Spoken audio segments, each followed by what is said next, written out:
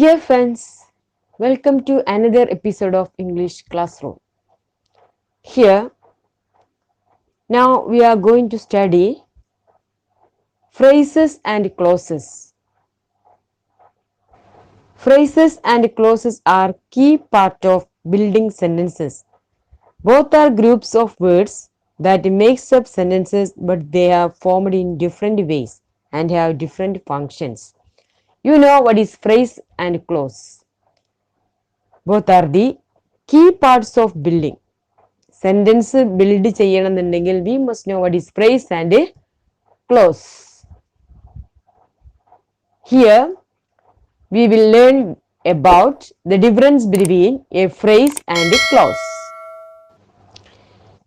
Now, a phrase is a group of words in a sentence that does not contain a subject and verb. In other words, in a sentence, one part with the subject and verb is a clause, while the rest of it without those two parts of speeches is a phrase.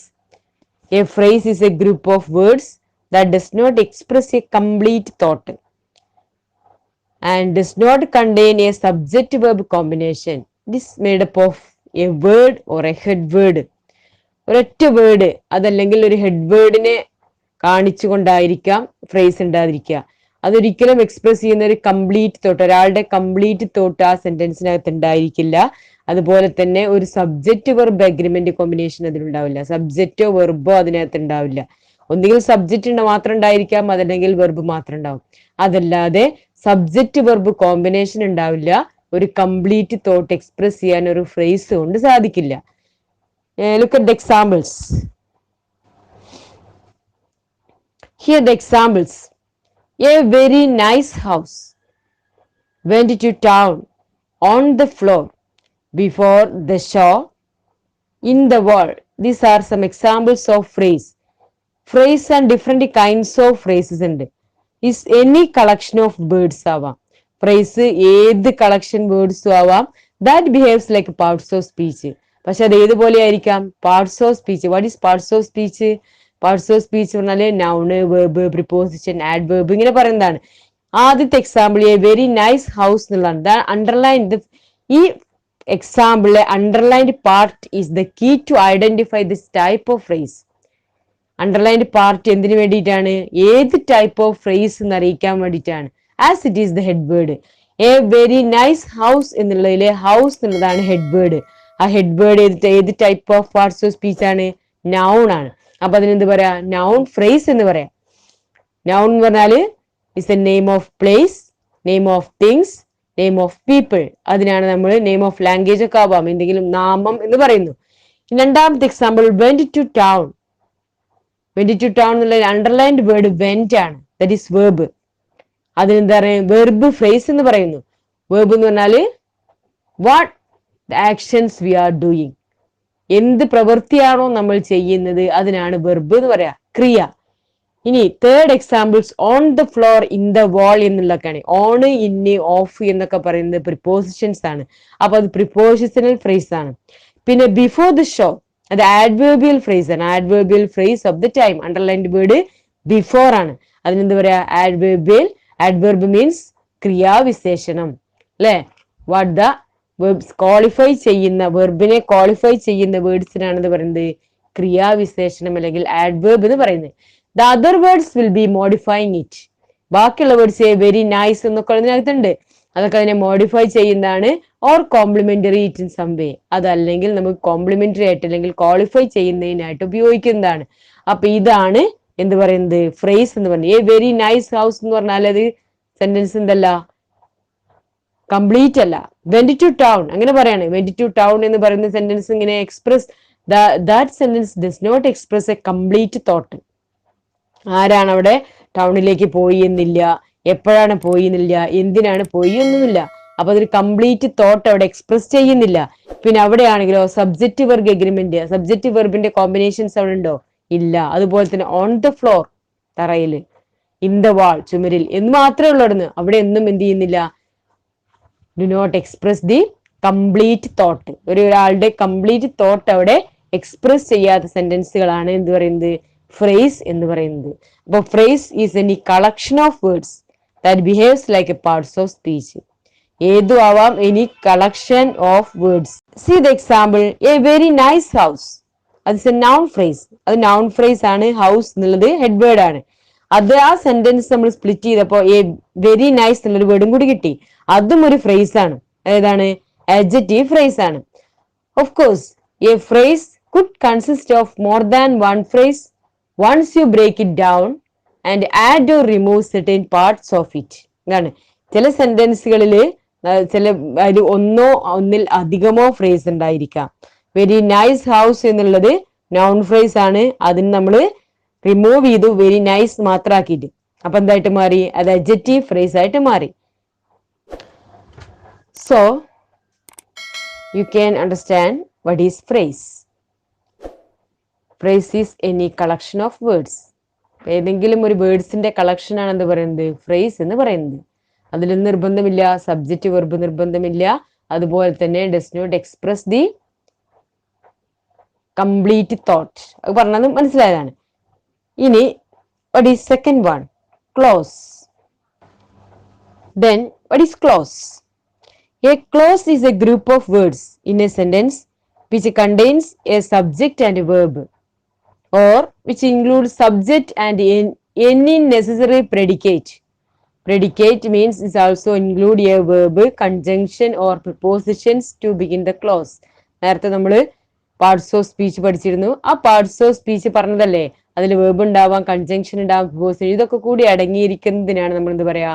Predicate എന്ന് പറയാം. That is verb മാത്രമല്ല, അതിനകത്ത് sentence words പിന്നെയും കൂടുന്നതിനെ ഒന്ന് predicate എന്ന് പറയുന്നു. For example, the boy is playing. In the above simple sentence, the boy is subject and playing is the verb. So the part the boy is playing is a clause because it has both subject and verb. കാരണം ഇതിൽ subject ഉണ്ട്, verb ഉണ്ട്. Boy എന്നുള്ളത് subject ആണ്, അതുപോലെ തന്നെ playing എന്നുള്ളത് വെർബാണ്. അപ്പൊ ഇതിനാണ് എന്ത് പറയാ? ക്ലോസ് എന്ന് പറയുന്നത്. ക്ലോസ് ആണ് കുട്ടി കളിക്കുന്നു, കുട്ടി കളിച്ചുകൊണ്ടിരിക്കുകയാണെന്ന് പറയാണ്. അപ്പൊ കളിച്ചുകൊണ്ടിരിക്കുകയാണെന്ന് പറയുന്നത് കറക്റ്റ് ആയിട്ടൊരു കംപ്ലീറ്റ് തോട്ട് അവിടെ ഉണ്ട്. അത് കൺവേ ചെയ്യുന്നത് ഒരു കംപ്ലീറ്റ് തോട്ടാണ്, ഒരു ആശയമാണ്. A close might also certain an object along with the subject which makes it stand alone as a complete sentence. അപ്പൊ അതിനകത്തൊരു കംപ്ലീറ്റ് സെന്റൻസ് ഉണ്ടായിരിക്കാം. One of the easiest way to distinguish between a clause and a phrase is that clause is a set of words that makes complete sense. ഇപ്പൊ അതാണ് ക്ലോസും ഫ്രേസും തമ്മിൽ ഏറ്റവും വലിയ different എന്ന് പറയുന്നത്. ക്ലോസ് എന്താ കൺവേ ചെയ്യുന്ന ഒരു കംപ്ലീറ്റ് സെൻസ് ആയിരിക്കാം. Does not enquiry any additional helping word or complete it. അത് കംപ്ലീറ്റ് ചെയ്യാൻ ഒരു അഡീഷണൽ ഹെൽപ്പിംഗ് വേർഡ് ഉപയോഗിക്കേണ്ട ആവശ്യമില്ല.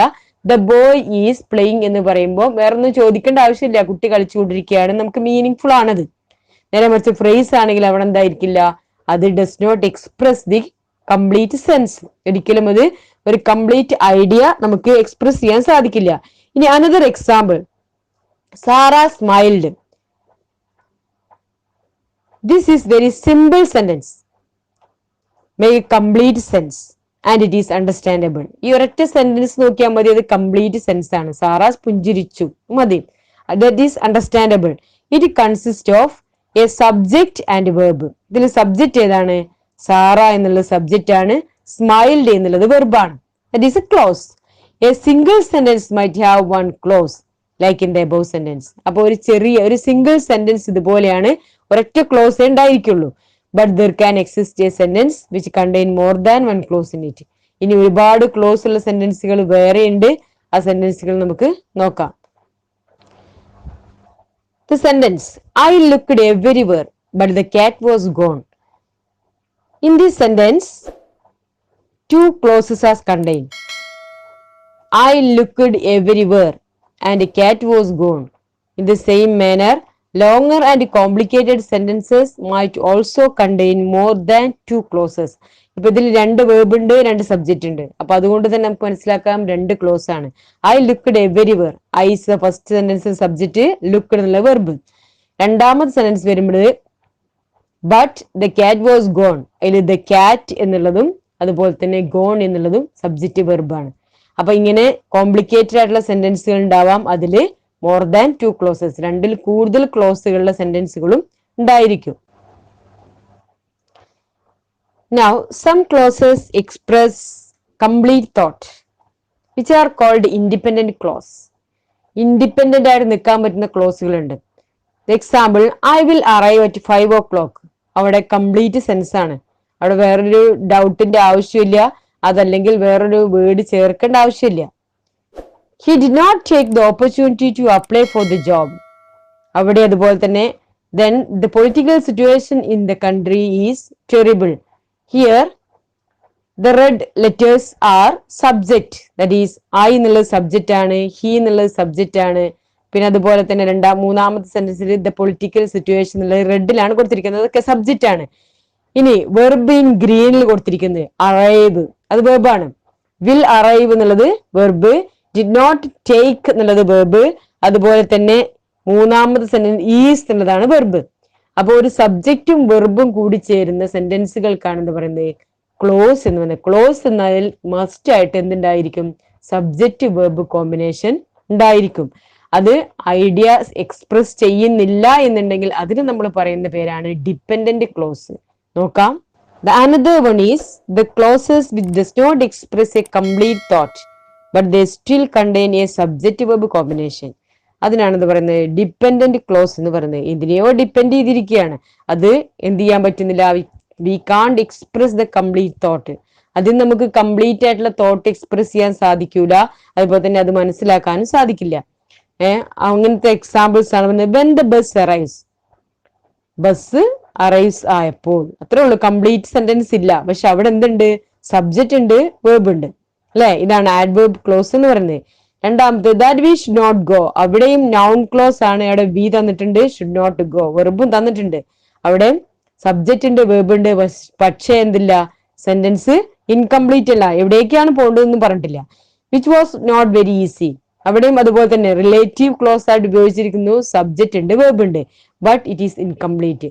So as you can see all the clauses have subject and verb. അപ്പൊ ഇതിൽ എല്ലാ ക്ലോസിലും സബ്ജക്റ്റ് ഉണ്ട്, വേർബ് ഉണ്ട്.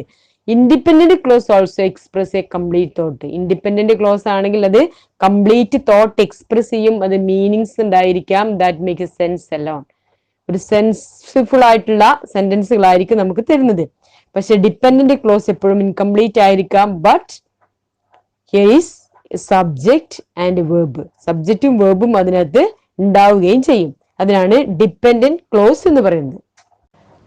Now you understand the difference between phrases and clauses. You can see how they are used within sentences. Take a look at the sentence which you can see has a mix of phrases and clauses. A clause and phrase may coexist in a sentence. For example, he is playing in the field. He is playing is a clause. നേരത്തെ നമ്മൾ കണ്ടതാണ്, he is playing എന്നുള്ളത് subject ഉണ്ട്, verb ഉണ്ട്. And in the field in is A phrase. Field എന്ന് പറഞ്ഞാൽ എന്താണ്, അതൊരു ഫ്രേസ് ആണ്. Another easy way of remembering the difference between a phrase and a clause is that a phrase does not make a complete sense on its own and requires the help of other words to make it complete sentence.